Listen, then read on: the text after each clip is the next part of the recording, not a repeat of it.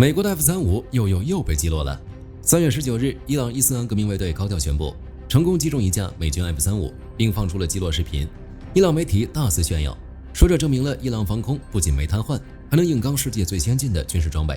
对于这件事，美军中央司令部发言人承认，一架执行任务的 F-35确实遇袭，但只是紧急迫降，战机安全着陆，飞行员也很安全。目前事件还在调查。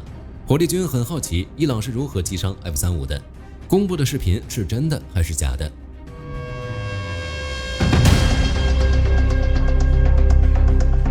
美伊之战打响之后，美军的确损失了几架飞机，之前有3架 F-15E 在科威特坠毁，按照目前的情报来看，这是被友军误击。还有一架 KC-135 空中加油机在伊拉克坠毁，坠毁原因尚不清楚。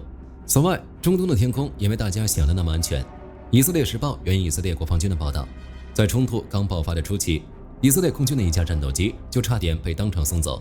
按照军方自己的说法，当时有防空火力试图击落这架飞机，并且接近被击中。就战况来说，美伊拥有制空权，但没有伊朗整个国家的制空权。没办法，太大了。伊朗常规的防空阵地好炸，但那些公路机动防空系统不需要固定的雷达站和发射阵地，指不定从哪条土路里钻出来。而且随着空袭行动不断深入，从防区外打击逐渐转向防区内突防，这意味着战机必须飞得更近，压得更低，离潜在威胁越近，越容易被打击。美伊战机遇袭是有可能的。不过击落 F-35，火力军还是不相信的。没办法，吹牛已经是伊朗的传统异能了。2025年6月，当时正值12日战争，伊朗媒体就大肆造谣，说在瓦拉明、大不里士等地成功击落了2到4架 F-35。当时网上传得沸沸扬扬，各种 F-35机翼折断，被群众围观的照片满天飞。结果呢，纯属搞笑，连伊朗官方都罕见的自我打脸。广播公司负责人公开承认，那些所谓的残骸照片全是被 AI 技术合成的。不承认也没办法，逻辑漏洞大得离谱。围观的人比背景里的大巴车还大，号称飞行员弹射被俘，战机座舱盖却完好无损，连大卫之星标志都能画错。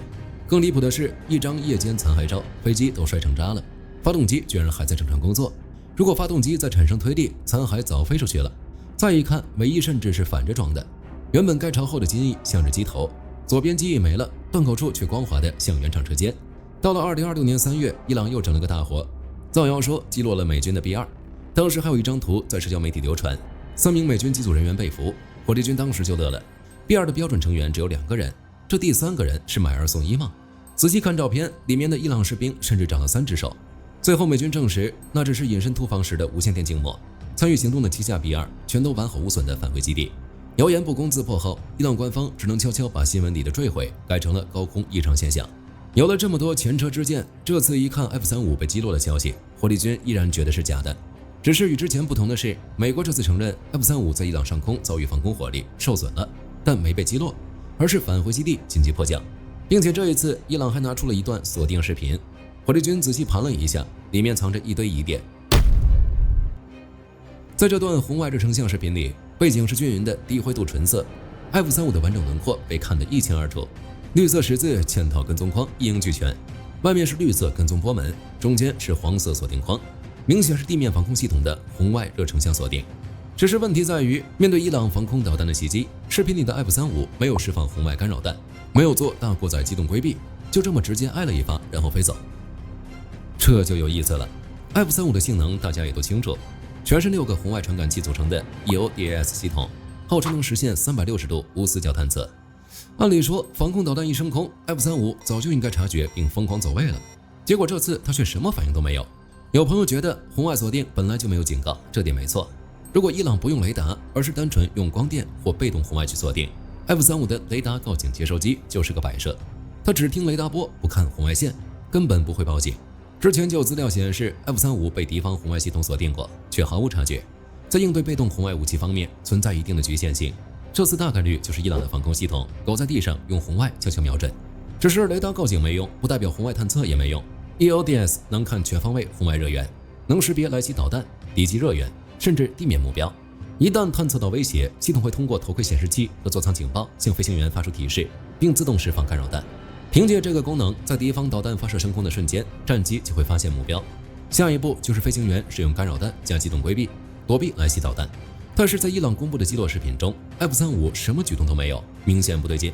对于这个问题，有消息称，那是因为伊朗用的是无烟火箭发动机导弹。但大家别误会，无烟不代表没温度，它只是燃烧产物接近透明，减少了视觉暴露，热量外流还是实打实存在的。高温燃气喷出来，红外信号依然极其强烈。按理说 EODS 依旧能看到，就算退一万步来讲，即使 EODS 因为各种各样的问题失控，没有发挥功能，导弹都飞那么近了，飞行员目视都能看到这东西。在这种情况下，肯定会有规避动作。结果是 F-35什么都没做。要想让 F-35这么迟钝，除非飞行员在座舱里睡觉，直到被炸了才行。火力军估计，伊朗公布的击落视频大概率是假的，要不然根本无法解释 F-35为何没有任何反抗的工作。除了这点，视频本身也存在问题，比如爆炸产生的巨大火球为什么会在一瞬间消失，并且在视频结尾，战机的尾焰明显变成了两数，而 F-35是单发战机，根本不会出现这种情况。除了这个视频，现在社交媒体上还有一张照片，说是 F-35迫降，这个火力军可以实锤，假的。尾翼上清清楚楚印着 LF 代码，懂点军事常识的都知道，这代表美国本土亚利桑那州的卢克空军基地。照片不过是美国本土训练事故的旧图，有人强行搬到了中东战场。有了以上解释，我们就能得出来一个结论 ：F-35的确受损了，也是伊朗干的。但伊朗可能也没拍到实战画面，于是发动了传统异能造假。根据自己的猜测，用 AI 或游戏画面伪造了这段视频。至于伊朗用了什么武器击伤 F-35，以及 F-35的抗损伤能力，我们之后再进行更详细的分析。总的来说，伊朗防空部队这次确实瞎猫碰上死耗子，咬了 F-35一口，足够他们吹上好几年了。但他们又把击伤强行夸大成了击落摧毁。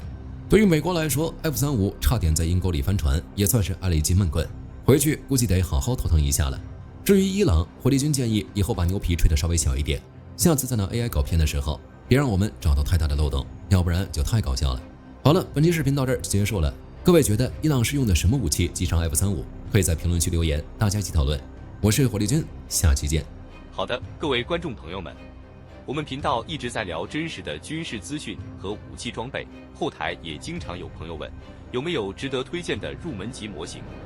今天就和大家分享一款近期接触到的产品。首先，它的外形还原度做得相当不错，比例准确，武器上的一些关键细节和标识也都有体现，材质也说得过去，拿在手上有不错的分量感。其次，它具备一定的可动性，对于理解基础操作原理有一定帮助，让它不仅是个静态摆件。综合它的做工和可玩性来看，价格确实比较亲民。对于想入门模型收藏，或者单纯想在桌上贴一个摆件的朋友来说，是一个性价比很高的选择。商品链接已经给你们上了，感兴趣的朋友可以自行了解。